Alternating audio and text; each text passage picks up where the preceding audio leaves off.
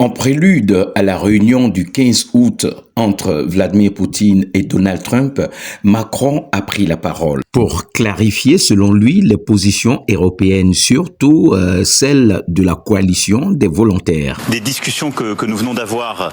Un instant d'abord, nous avons une concertation avec plusieurs pays européens et avec les institutions européennes et l'OTAN, pour ensuite avoir un échange qui vient de s'achever, qui pendant une heure nous a permis de coordonner les choses avec le président Trump avant la réunion qui va donc se tenir en Alaska le 15 août prochain.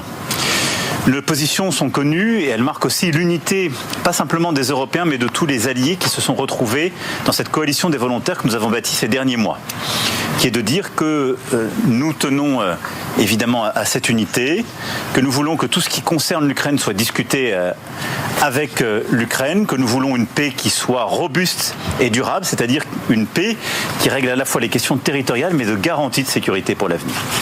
L'échange avec le président Trump a permis d'éclairer ses intentions pour la réunion du 15 août prochain et nous a permis d'exprimer très clairement nos attentes, et je tiens ici à l'en remercier. Et je crois pouvoir dire que plusieurs messages sont ressortis de l'échange que nous venons d'avoir et qui sont à mes yeux très importants. Le premier, c'est que le président Trump a été très clair sur le fait que la volonté américaine était d'obtenir un cessez-le-feu à l'occasion de cette réunion en Alaska. Et c'est très important qu'à l'occasion en effet de cette réunion, il puisse y avoir un cessez-le-feu qui soit obtenu par les États-Unis d'Amérique, et nous soutenons cette initiative, en même temps que de nouveaux échanges de prisonniers et des libérations d'enfants. Le deuxième élément sur lequel les choses ont été très claires et exprimées ainsi par le président Trump, c'est que les questions territoriales qui relèvent de l'Ukraine ne peuvent être négociées, ne seront négociées que par le président ukrainien.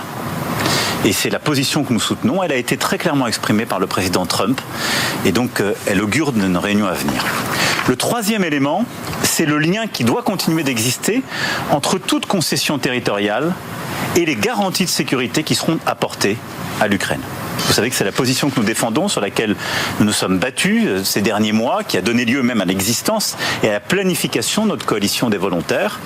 Eh bien, le président Trump l'a exprimé clairement en ces termes. Il a dit même des choses qui pour moi sont très importantes. Le fait que l'OTAN ne doit pas faire partie de ces garanties de sécurité, et on sait que c'est un point fort, particulier pour la partie russe, mais que les États-Unis et tous les alliés qui étaient prêts devraient en faire partie. Et c'est ce en quoi nous sommes engagés, et c'est une clarification pour moi très importante que nous avons eue aujourd'hui.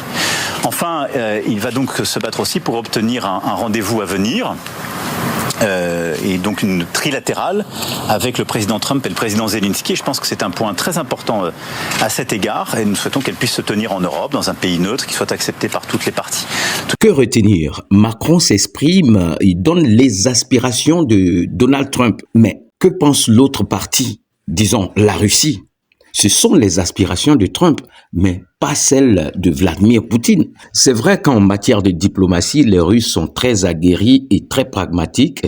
Ils vont certainement faire des concessions, mais il faut pas tout de suite crier victoire, parce que même ces réunions de la coalition des volontaires ne donnent toujours pas de poids à l'Europe. Ça ne veut pas dire que l'Europe pèse dans la balance, parce que un problème européen qui est réglé sur un autre continent, ça n'a pas de sens. Ça prouve combien de fois les dirigeants européens, peu importe ce qu'ils font, leurs sorties médiatiques, etc., toutes leurs réunions, mais ils ne pèsent aucunement, comme le président américain l'a dit. Dites-moi ce que vous pensez en commentaire.